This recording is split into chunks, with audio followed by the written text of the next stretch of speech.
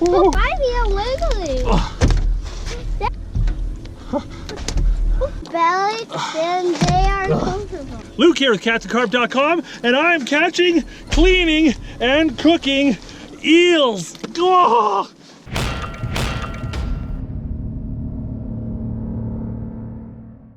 American eel are an amazing fish. They begin their lives out in the middle of the Atlantic Ocean, where they hatch and then swim about 6,000 kilometers to the east coast of North America, where they migrate into freshwater up into the streams and rivers along the east coast. They spend most of their lives in shallow streams and rivers way back up in the most wooded remote parts of the river. They burrow into the bottom of the river and they live there for about 10 to 25 years. Then they migrate back to the Atlantic Ocean in a massive timed migration that results in them breeding and laying eggs in the middle of the Atlantic to start the cycle all over again. To fish for eel, I'm using the B&M Silvercat, the medium powered rod, and I've got a bunch of these size 4, number 4 eagle claw hooks. I'm gonna put them on a high-low rig with 3 ounces of lead and little pieces of cut shad here. We're gonna see if we can't hook up some eel.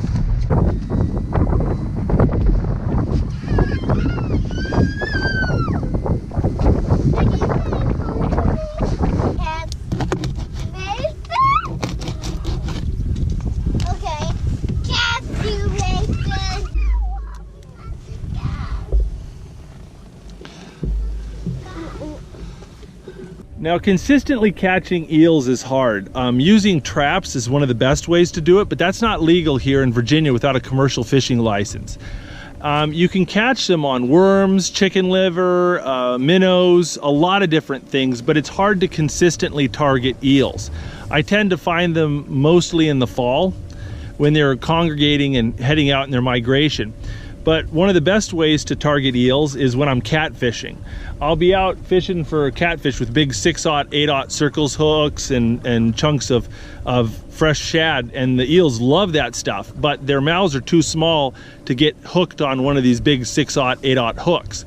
So if you're sitting here catfishing and you watch and you're losing a lot of bait, you're getting a lot of strikes that just don't hook up, oftentimes it's eels. If you're on the east coast in one of these rivers, it's often going to be eels. So what I'll do is I'll keep a high-low rig and some number 4 hooks, some number 6 hooks handy, and then once I start getting eel bites, I'll pull up my catfish rod and then throw out those smaller hooks and then pick up an eel or 2. Well, I've been getting a lot of bites, little bites on this rod, but nothing's hooking up. Usually that means that something small is messing with your bait. And let's take a look at our bait. Ooh, it looks chewed up. It's got a few bite marks in it, but nothing too crazy. I'm gonna switch out my eel rod and throw my eel rod out there and see if we hook up with whatever's biting on it.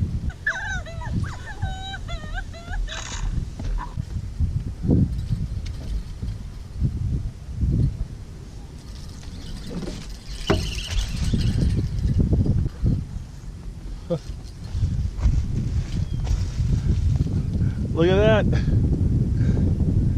Tommy, I caught a largemouth bass. What? So he's the one doing our bait. Maybe. I want to get an eel.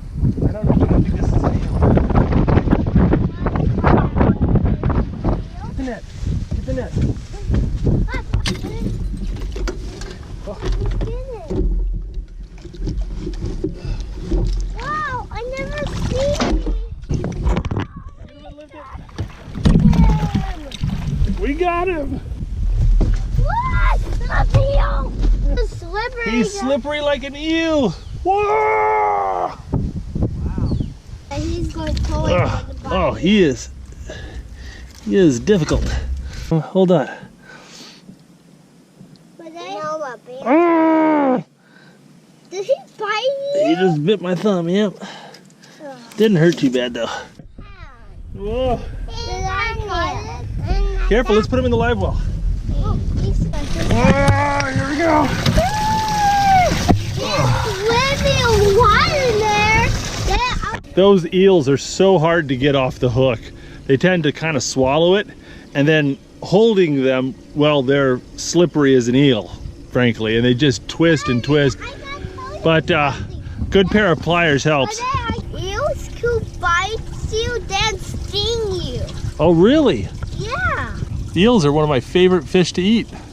I'm not going to eat eel. You sure? I only like watermelon. How about you, Nathan? Are you gonna eat the eel? No. If you are not a connoisseur of fine fresh eel like I am, you may still want to use eel as bait. They make fabulous catfish bait and fabulous striper bait. Small baby eels are great striped bass bait. Chunks of big eel work great for blue catfish and channel catfish as well. Oh, they're so slick. There's like nothing to grab onto. I mean, Nathan, stop trying to drown Tommy. No drowning Tommy. That's okay. I didn't drown. My eyes were underwater, but I did drown. Nathan, no drowning Tommy. What did you name the eel? I named him Tail Slappers. Yeah. Yep, but he'll take a picture quick before he has to get eaten. Yeah, we'll take a picture of him before we eat him. Okay, if you're catfishing and you're seeing bites out of your bait like this, that's often a sign that you've got eels. Catfish won't take chunks out of your bait. They'll crush it and rough it up, but they won't take bites out of it. And this whole section right here has been bit off. Feels like I caught an eel. Feels like you got an eel? Look at the eel. I'm pretty impressed. I am impressed we caught another eel. Oh, you did? Yeah. Hey, I'm going to name them eel Wiggler. Wigglers? Oh, they just spin and spin and spin and spin. 2 eels. Okay, are you just going to let him swallow that whole hook? Yeah, he already did. It is. He swallowed it. Whoa. No, he's going to be sick. Yeah. Oh. It's open. Glass. 2 eels. We got 2 eels. All right, let me show you something cool about eels. They have these tiny little gills, just tiny little things right in front of their pectoral fin. Look at that. And they do have teeth, and they're a little sharper than a catfish's, but not too bad. Eels also only have 3 fins. They have this real long tail fin, and they have the 2 pectoral fins, and that's it. Well, I love broiled eel, but my wife is not a huge seafood fan, and Tommy's been naming all the eels, so I don't know how much eel we're gonna be eating here. So I've got 2 nice sized eels. We're gonna go home and prepare and clean and cook these fish. It's gonna be awesome.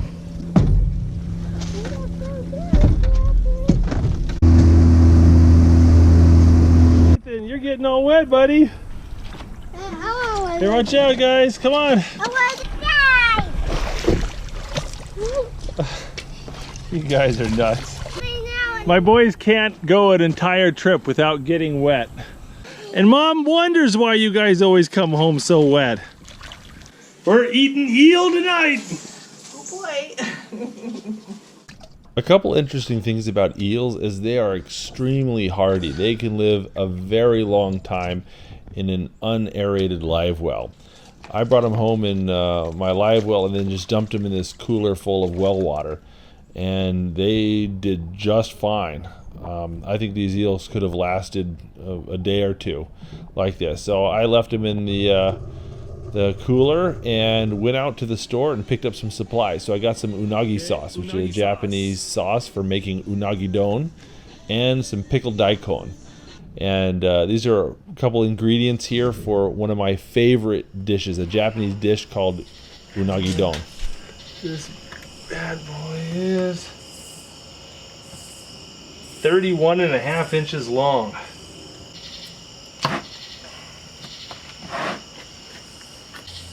Ooh, some tough skin.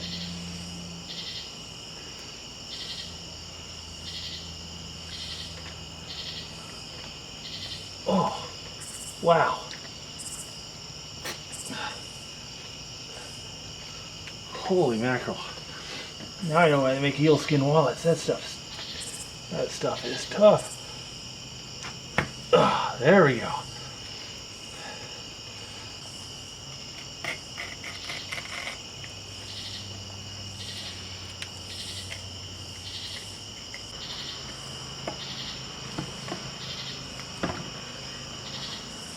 One of the things that's surprising about these eels is how much meat there is on them.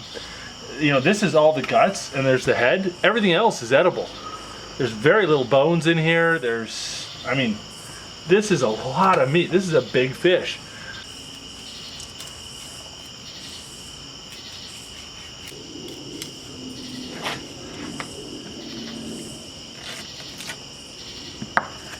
Okay, ugliest eel fillet ever. Check.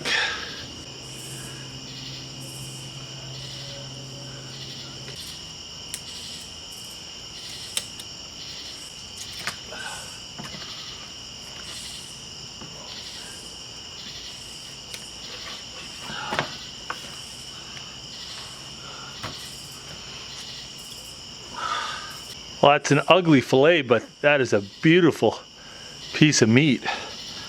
That is so white. Well, that is a demonstration of some pretty crappy knife work right there, but I'm starting to get in the hang of it.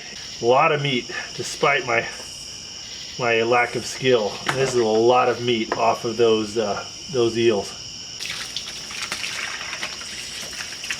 Okay, I'm going to show you how to make unagi don, which is a Japanese dish, which is basically broiled eel on rice. Get a couple 5-6 inch chunks of fillet and you put it in a grilling basket. And then you scour the meat with a knife to just kind of cut it to allow it to cook more evenly, and baste it thoroughly in this unagi sauce I got at the store. And just want to cover everything very generously, and you can even baste it a couple times while you're cooking. Then you get yourself a nice charcoal fire going. Just throw in some hardwood charcoal and a little redneck starter fluid there. Once you've got a shallow bed of coals, you want it so that you can hold your hand over the fire for about the count of 3. That's the temperature you want. And then just lay that frying basket on there, and it'll sit for about 4 or 5 minutes max. And then you just flip it, and you can even baste it a couple times in there. And just make sure it's nice and generously moistened with that unagi sauce.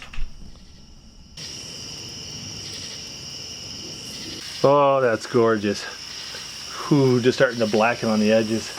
Once everything's cooked up, you want to cut the eel fillets into thin little strips.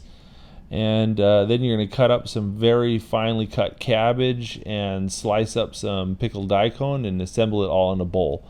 Now, one thing about this recipe that I did wrong is I left the skin on the eel. And the traditional Japanese recipe, you leave the skin on, but their eels are much smaller and their skin is very thin.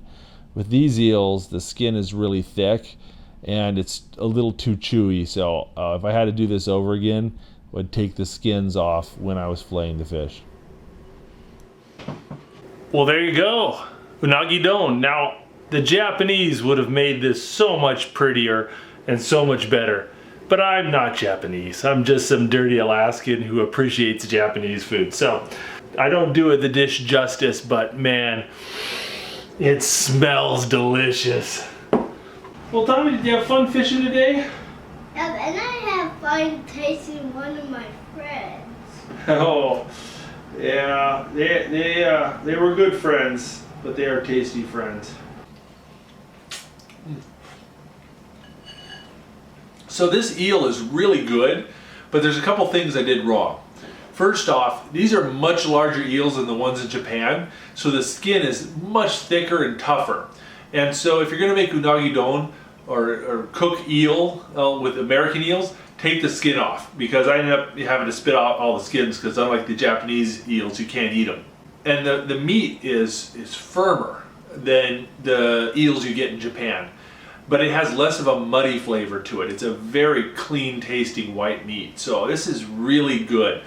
If you didn't want to make unagi don with eels, I'd try smoking them or even just filleting it. It's really good. It tastes probably closest to snakehead is probably the closest comparison I've had. I like it. It's a very good meat. Thanks for watching. We hope you guys enjoyed this video. If you'd like to see more great videos from the Catfish and Carp YouTube channel, don't forget to click subscribe! Million people! 皆さん、来年で私の家族は日本に行けます。いっぱい釣りします。じゃあまたね。No, not speaking Japanese. Great.